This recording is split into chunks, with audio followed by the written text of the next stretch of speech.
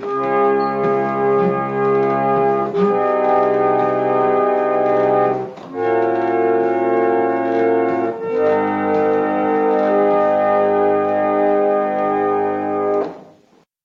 and welcome to Ipsa Dixit, a podcast on legal scholarship. I'm your host, Brian L. Fry, Spears Gilbert Associate Professor of Law at the University of Kentucky College of Law. My guest is Kate Klonick, Assistant Professor of Law at St. John's University School of Law. We will discuss her scholarship on the governance of private internet platforms, especially her new article, Facebook v. Sullivan, which was published in the Knight First Amendment Institute at Columbia University's Emerging Threats series. So welcome to the show, Kate. Thanks for having me. Yeah, no, it's really my pleasure. So I've really been impressed by all of your work on this subject, especially your paper, The New Governors, which was in the Harvard Law Review and frankly made a really big splash. I think a lot of people have been talking about it. And I thought your new paper, which we'll be discussing in a few minutes, Facebook v. Sullivan, was fantastic and so timely. I mean, I guess, as you were saying earlier, it's always timely when it comes to Facebook and privacy issues. But I'm really looking forward to talking to you about these subjects, and I think listeners will be really interested to learn about them. But I was wondering if you could start by talking about your work on the governance of private internet platforms more broadly. So, your previous paper was titled "The New Governors." What do you mean by that? Who are the new governors, and what kind of governing are we talking about here? Yeah, that's a great question. So I kind of actually think the best way to understand what I refer to as the new governors is to kind of think of it, what speech used to look like, which was kind of this dyadic model, right? We kind of think of the important things when we think of freedom of expression. We traditionally think of it being a battle between the state on the one hand and keeping the state, the boot of the state off of the neck of like the individual or off of the neck of the press, right? And there's somewhat of a kind of an interesting relationship there. And that's kind of what we think of censorship as. And so what the new governors are is kind of that instead of a dyadic model, it's now kind of this triangular model. This is kind of Jack Balkin's free speech is a triangle, his new kind of argument, which I really buy into, which is kind of the idea that that now individuals are not constrained, but the biggest threat to speech is not the state, but in fact, kind of maybe censorship on platforms, and that platforms have developed their own way of governing user speech as if they were little governments or kind of governance regimes, and that this is the new era that we're living in, is that there's no longer just one way that we expect harmful speech to get reckoned with. There's no one way that we expect good speech to kind of get out there, that we actually engage. We have this whole new platform for engagement, and those platforms are kind of the new governors. And it changes like the whole speech ecosystem ultimately. Why do you think it is that the government seems to play a less prominent role in the regulation of internet speech than it does in the regulation of speech in other contexts? Is like Section 230, for example, playing a role here? Yeah, I mean, Section 230, it's interesting. Section 230 plays a huge role with American tech companies. That's absolutely for sure. But I think it's something important to remember that a lot of these tech companies were American, and they were kind of based in kind of American free speech norms, how people kind of as the backdrop for the rules that were kind of come up with. And Section 230, which is kind of known as the law that makes the internet what it is today, for better or for worse, is kind of was something that happened in like the 1997. So I think that the Georgetown Law Review had published something around 1995, said like 85% of the content on the internet was pornography. And Congress kind of threw their skirts over their head and like panicked and like, we're like, well, we have to do something about this, right? And they came up with what became the Communications Decency Act. Kind of at the last minute, a couple of congressmen kind of got together and decided to realized that there was like a huge threat of censorship if these sites were going to be held liable for content that was posted by other people on their site, and so created immunity for these sites from defamation suits and things like that. The whole CDA got struck down in Reno versus ACLU, but the Section 230 remained and continues to kind of have carved out a space for platforms to operate in which they can create their own rules that are within the bounds of the First Amendment. Like, the First Amendment doesn't actually apply because they're private actors, but like technically they can make much more restrictive rules than than the state could. And so that kind of provides a different set of norms of what people expect to see on the quote unquote public-private spaces of something like Facebook.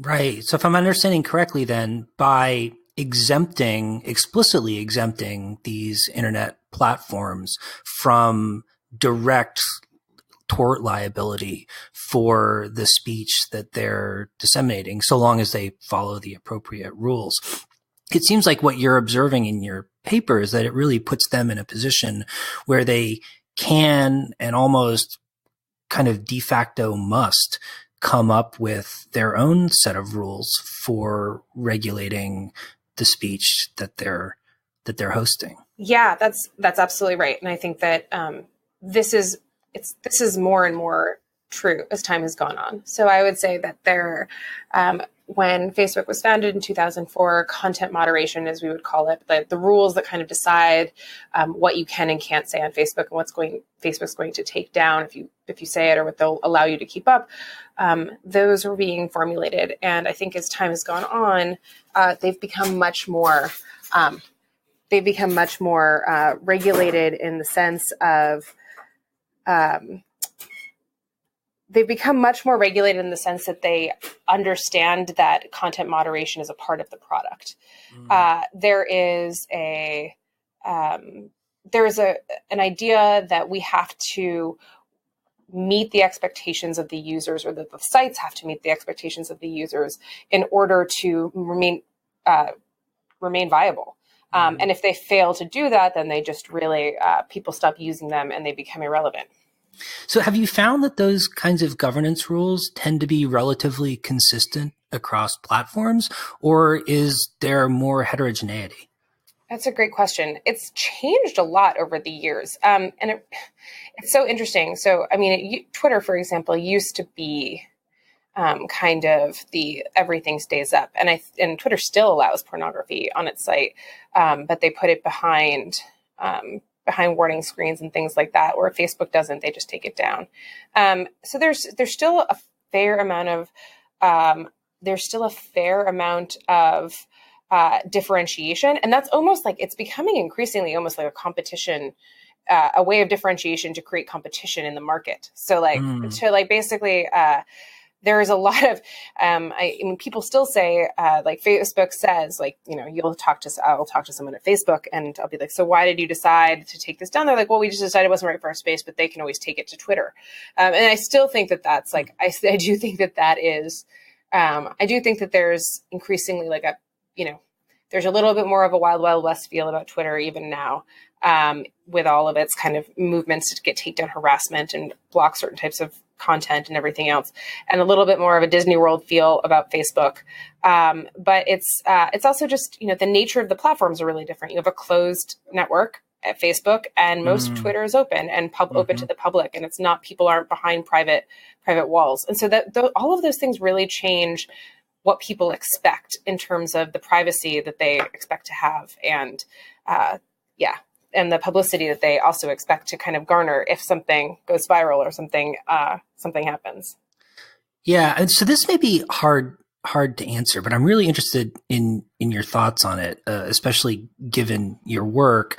But I've always wondered, like, do you think the different governance norms that these different platforms develop are driven primarily by the sort of nature of the platform itself? In other words, sort of like the sort of structure of how the platform works and the kinds of things it encourages people to do sort of the competition norms that you were mentioning before, sort of like different platforms for different things? Or is there also a role for sort of internal kind of normative values of the platforms and companies themselves driving how they go about coming up with these governance norms? I mean, I guess I'm kind of wondering, like, where do these come from, and what sort of what do you think is shaping them? Yeah, no, I think that's it's increasingly, I mean, I've always been interested in it. It's a little bit harder to dig into like how exactly I mean, this is a little bit your first question, your first proposition. Is it the nature of the platform themselves that shapes what the platform is going to be, right? So if it's like something like we just discussed, like if it's something like Twitter versus something like Instagram, like obviously there's just a part of how the engineering of the platform has been designed that changes how people relate to it. But I think that that's really hard to empirically know. And there's not a whole lot of like testability you don't have two different Instagrams that you can just put side by side and be like, this is why one did it well and one didn't, right? In fact, like it's unclear why MySpace is dead and like why Facebook is, we have no idea. So I think that's a very like Lessig code idea, like this is like, it's in the code, it's in the architecture of or maybe even like a, kind of in the design of the platform. Changes its meaning, which I think is very true, but it's hard to kind of get quantitative about it. Well, much of the work I did and what I thought you could kind of get qualitative about and kind of come up with some answers to was the second thing that you brought up, which is like, is it about the people and kind of like the people that are there? And I do think that the development of these platforms at the time that it happened in the late 90s to early 2000s, the kind of the crucible of Silicon Valley at that moment, and the way that things kind of came out of that, and the fact that it was all in America. I mean, all of these platforms are American platforms. And I mean, Spotify is pretty much the only one that's not.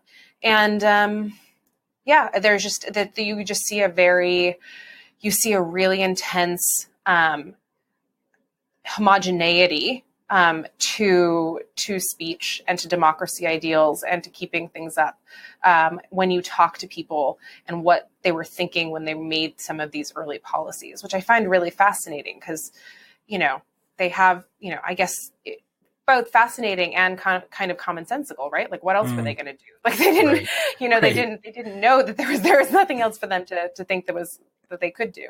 Well, one thing that's always really struck me is the way that sort of the leadership of a lot of these companies often will characterize the nature of the platform in sort of normative or quasi-normative terms. In other words, what we're for is bringing people together, or what we're for is disseminating ideas, or what we're for is, XYZ, you name it. But they talk as if that's kind of motivating the decision-making process around how to govern internally what they're doing. And I guess I wonder, like, to what extent is that real? And to what extent do you think that that's just words? I actually would say that like the mission statement of Facebook, making people more open and connected, is not normative at all. It's actually incredibly descriptive. We have no idea whether it's a good or a bad thing to make people more open and connected, or like what they think that that's doing for people, right? Like, so I actually think that's that's a really interesting point. And I think that when I talk to a lot of the people, and when I am in conversations with Facebook, you do hear them say over and over and over again that when they're looking for a backstop to how they make decisions, they look to various parts of their mission statement. And the mission statement used to be much more simple. About 2 years ago, it kind of got a little bit more complex, and it got a little bit more normative and took voice into account and a few other things and the safety of users. But the takeaway seems to be that like they don't have a constitution, right? They don't have something to bind themselves to the mast with. And like, so there's a sense that this is a little bit their constitution, except it's of course just a mission statement, and it's completely could change at any moment, as it's already changed. but it does, I think, reflect the values that they espouse. Of course, they're also just words, and so those words can mean anything to anyone. And I think that just like in any company or any organization, there are probably people that find a lot of meaning in those words and feel very dedicated to them, and then there are people that are not. So it's Yeah. Okay. Well, let's move on, because I think this is a good moment to move on to talk about your new paper, Facebook v. Sullivan, which, by the way, fantastic title. I totally love it. And I was wondering if you could explain to listeners who might not be as familiar with First Amendment doctrine, the kind of sly reference you're making to the really important First Amendment case, New York Times v. Sullivan. What happened in New York Times v. Sullivan, kind of as a way of setting up the dialectic that you're talking about in Facebook v. Sullivan?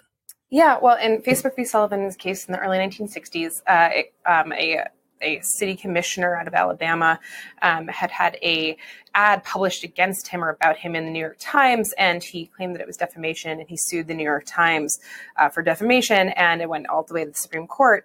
And the Supreme Court held that because he was a public official, as a commissioner, he had a higher burden to be able to prove his defamation claim. He had to show that there had been actual malice in imprinting the ad in order to prove defamation.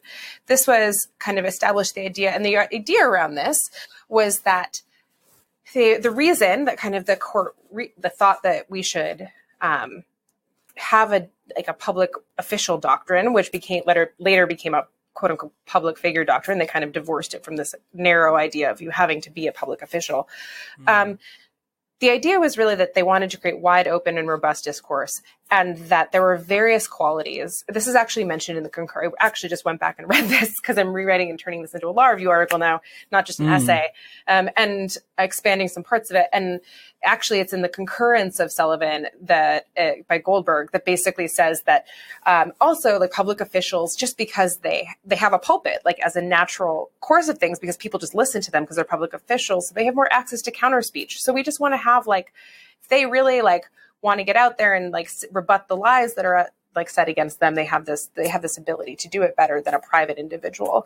And so anyways, this kind of creates this standard of this new standard of kind of how we're going to treat certain people. And it kind of bleeds over into privacy torts, communications torts, public disclosure of private fact and right of publicity. And it also bleeds over into ideas around intentional infliction of emotional distress. But there's a little bit of mess. The doctrine, like all First Amendment doctrine, it's a little bit messy. It's not super clear. But that's kind of the background of the public figure doctrine and First Amendment jurisprudence is we're going to come up with this set of rules in defamation, privacy, and intentional infliction of emotional distress contexts for judging and weighing the First Amendment value of speech and the speaker, and against all of the defamation, privacy, emotional concerns of the speaker. Yeah, so you really point out this fascinating kind of tension between the concept of a public official and the sort of value of newsworthiness, and how it seems like in the New York Times v. Sullivan context, given the nature of media that was available to people at the time, it seems like they could more or less reconcile those values, that kind of difference between kind of public, private, newsworthy, not valuable speech. But it seems like you're suggesting that in sort of the modern social media age, we're starting to see cracks in that sort of happy or more or less workable compromise between the two. Yeah, totally. So one of the reasons there's a couple of reasons, but one of the reasons to kind of have a public figure doctrine is because public figures can kind of, to a certain extent, be proxies for things that are of public concern. Not necessarily, but this is kind of one of the ideas. And that relates to this idea of newsworthiness. And so public concern, newsworthiness, there's a lot of it's very complicated kind of to make this distinction. But I guess the like the joke of the title of Facebook v. Sullivan is that Facebook in the title is taking the place of the New York Times. And it does this in like a very interesting way in that it is both the publisher like the New York Times was, but here it's also kind of like the Sullivan court. And so they are making the determinations of public figure and newsworthiness on their platform and have their own robust doctrine, but they are also the New York Times in that they are like publishing, they are deciding whether or not to publish certain types of content. Yeah. And in your essay, you point out this kind of throwaway line from New York Times v. Sullivan and subsequent cases about the sort of unintentional public figure. Oh yeah. Well, what is that? Maybe talk about what that meant in New York Times v. Sullivan as compared to sort of how that concept would work today. Yeah, so that was actually in Gertz. The case was Gertz, and then Gertz was I think 2 or 3 cases down the line from Sullivan, and the court revamped the public. Like I said before, it was initially New York Times v. Sullivan as the public official doctrine. It gets kind of like mashed up as being about public figure, but it's actually public official. And it's not until Gertz that you start talking about a broader category of public figures, and they define 3 different types of public figures. They have, general purpose public figures, which are kind of like public officials, people that are just, it's very obvious on the face that like they are people that have access to counter speech.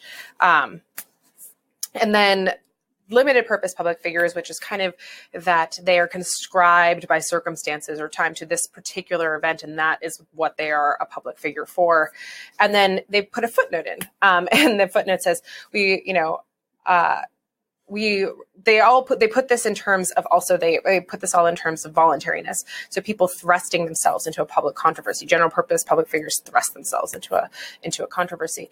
And they put a footnote and say, well, we decline to discuss at this time whether or not like the involuntary, what an involuntary public figure might look like. We find it would be something that would be exceedingly rare. And that was like, that's all like they kind of say. And so I have basically my theory is that like now we're up to our eyeballs in involuntary public figures because of the internet. Literally, I mean, I give the example of Alex from Target, like this poor kid who's just working his job as a bagger at Target, and he has a name tag on. He's in a private store in public, questionable, it's a public accommodation, but like he's just out doing his thing. He's not doing anything. And some person takes a video of him or a picture of him and puts it online, and then it weirdly goes viral. People become obsessed with finding out who he is. They eventually track down his name and like Twitter handle. He gets like 500,000 followers overnight. He's on Ellen DeGeneres 3 days later, and he wasn't even doing anything. Like he was doing his job. He wasn't doing cartwheels in Target. He wasn't like giving out free candy at Target to like, children. He wasn't like doing anything. So like, it really becomes this fascinating ability for us to just become public figures in every sense of the word that we'd think public figure might mean, in just kind of a very colloquial sense. And it's not clear why that wouldn't fall under the definition or what the court would do about it, because the court explicitly doesn't say what they would or would not do with an involuntary public figure. They barely contemplate its existence. It's not even clear, like, would the court decide that the involuntary public figure gets more or less protection? And I think that I'm leaning towards an interesting kind of new development because as I said, I'm writing this paper up with Thomas Kadri. We're co-writing this and expanding this, excellent. Yeah, like it's going to be about 3 times as long and a lot more detailed. And it's so funny because when you were talking about it, I was thinking about his work in my interview with him a few months ago. Yeah, no, this is a really nice skill set match for writing this piece, given our 2 backgrounds. He's got much more of the First Amendment public figure background, and I have kind of this empirical background, and so it works really well. But like one of the things that we've been talking about is this idea that maybe what we mean by public figures or involuntary public figures is like, we want exceptions, not for public figures, but for sympathetic public figures. And when do those happen, and how would we define that? And is that what Facebook and some of these other sites are trying to capture in some of their quote unquote doctrine, some of their rules that they're coming up with? So yeah, I think that that's a really interesting question. Yeah. And one thing that struck me reading your essay was the way in which these two different concepts of public figure and newsworthiness seem to sort of more or less coincide in sort of an old media world where the intermediator was making the ex ante decision about newsworthiness, and they had kind of like a repeat player obligation, right? I mean, like the New York Times had to be responsible about what kinds of things it printed because it was going to keep printing things over and over again, and it wanted to sort of have the image of being a responsible steward of the news, as it were.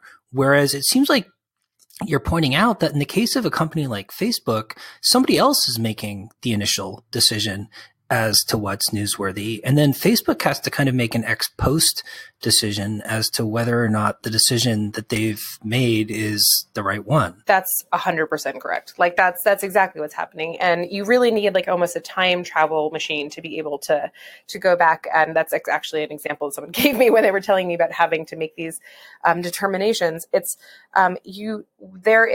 this process is divorced from kind of the what used to really be like the standard setting that the press would provide.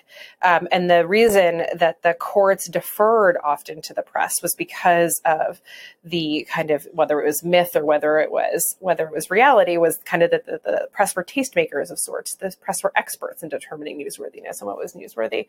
And the interesting part about this new speech ecosystem is we don't have that anymore. Yet we're still using the same words and the same concepts to make exceptions, but they've changed completely what they actually mean.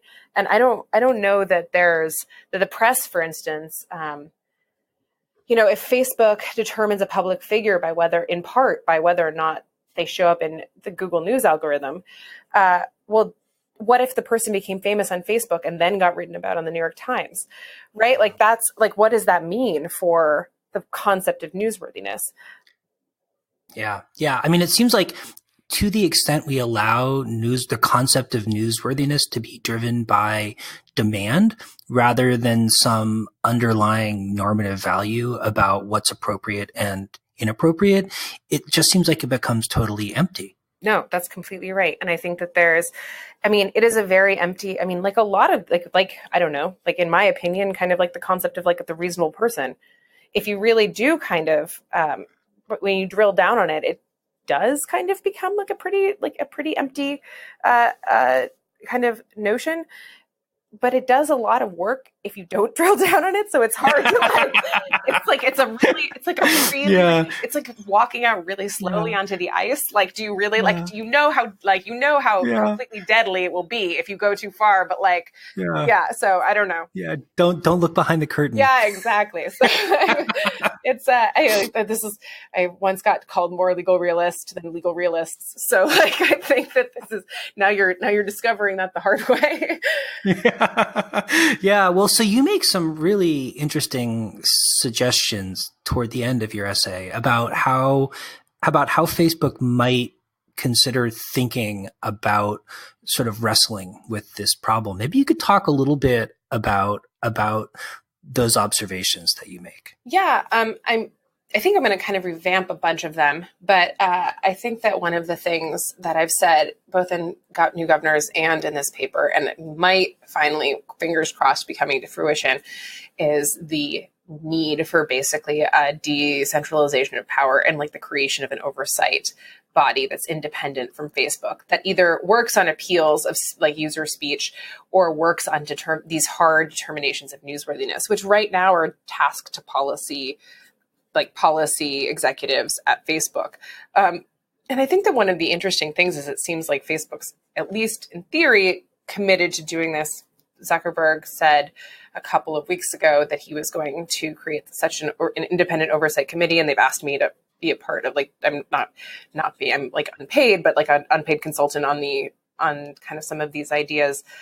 in creating it, which would be kind of a multi-stakeholder group. A lot of really hard questions. How do you get a group that's representative of the global users of Facebook? How do you how do you make that group not so incredibly large that like it's that it's still worthwhile and still efficient and does good work? How do you bind? How does Facebook bind itself to the decisions of that court? There's just like a lot of things going on, but I think that's the most promising, and I think that's what Thomas and I are going to spend a lot of time unpacking, since that happened kind of after I wrote Facebook v. Sullivan, and the unpacking and like the end of the article that we're writing. Yeah. Well, that's really cool, by the way. Yeah. I mean, I can't imagine anyone better to be doing something like that. And they're really lucky to have your help. So in closing, I wonder if you could, just where do you see this going in the future? I mean, do you think Facebook is making steps in the right direction or the wrong direction? I mean, they're seeing a lot of, one privacy scandal after another. Is that reflective of problems or reflective of them grappling with those problems, do you think? Yeah, that's such a good way of putting it. I think that it's a little bit of both. I also think that's something, and I don't write actually a ton about their data privacy stuff, because mostly what I concentrate on is like them as a speech platform. And I was actually just kind of like thinking, as I was like lying in bed last night and thinking about this like most recent kind of data scandal, that all of the most recent data scandals lately have been about data and about user privacy, and that there has been a huge drop off in the number of scandals that seem to have happened based on taking down or keeping up the wrong or the right types of user speech. And that was not necessarily true. There was the scandal for a while. It seemed like there was constantly a new speech scandal. I have like a list of them. There was the guy who went on Facebook and live streamed a murder, right? He shot a guy in the head in Cleveland. There was the Napalm Girl takedown that created like a real sea change at Facebook in terms of how they dealt with these issues. There's the breastfeeding examples. There's a ton of examples of kind of the Donald Trump Muslim ban staying, like conversation around Donald Trump's Muslim ban staying on the platform when he was running for election in 2016. There's been a great deal of coverage on this stuff, and then not at all for like the last 7 months. And I was actually wondering to myself, does that mean that they're doing it right, or they're just better at hiding how they're doing it wrong? and I had this really really dark moment, like I'm like kind of being like, like maybe I don't know which it is, and I kind of feel I'm wondering if it's kind of the same thing with privacy. I also feel like people just simply don't understand the mechanisms that go into some of these decisions and some of what's happening in some of these privacy things. So there's a little bit of like kind of the outrage machine kicking off. But I think that my sense internally is that they're doing a lot of work and putting out a lot of feelers in a lot of different directions, but it's unclear whether that's to kind of appease people and give them the sense that they're taking people's concerns seriously, or whether they're actually going to drill down and take a lot of those ideas under advisement. And I think it'll be a little bit of a mix, but I actually think I'm optimistic that it's in their best interest to create things like the oversight committee, because for one, it just offloads really crappy decisions that they don't want to be responsible for to another party, right? Like that's just like it's a very smart move for them. And so, I think that they're going to get there. I think it just, I don't know what's going to happen with the privacy stuff, but I do think that I'm hopefully thinking that it's improving in terms of the speech stuff. Well, we can only hope. Yeah. And I certainly hope you're right. So Kate, it's been great talking to you about your work, and I really look forward to seeing the new and revised version of your essay. Yeah, thanks so much for giving me a chance to talk about it. This was really fun. Elvis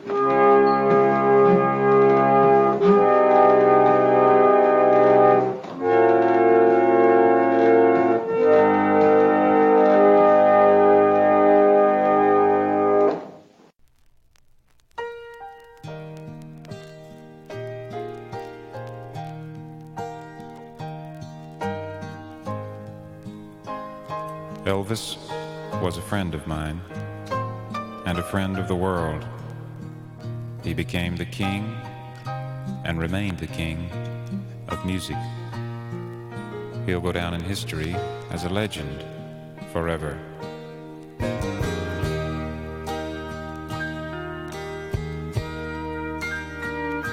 He was born without much money. No one knew his name. He went to church on Sunday, and there, with his mother, he sang. Hard times, there were many. Some they couldn't understand. Why this man named Elvis made music that changed the land. He made this whole world happy with his music and kindness too. He always remembered the poor. He remembered his family too.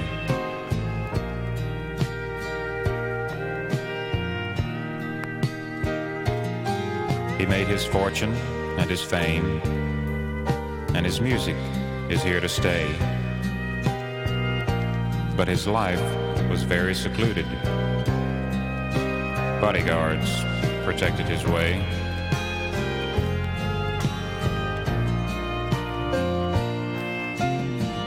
He was the only living legend, and his name will never die. When he sang, "How Great Thou Art," he could make you cry. Elvis, we'll never forget you. You're the king of rock and roll. And now that you're in heaven, God be with your soul. Now that the lights have faded and the limousines have all pulled away, the king is with his mother. But in our hearts, he will always stay.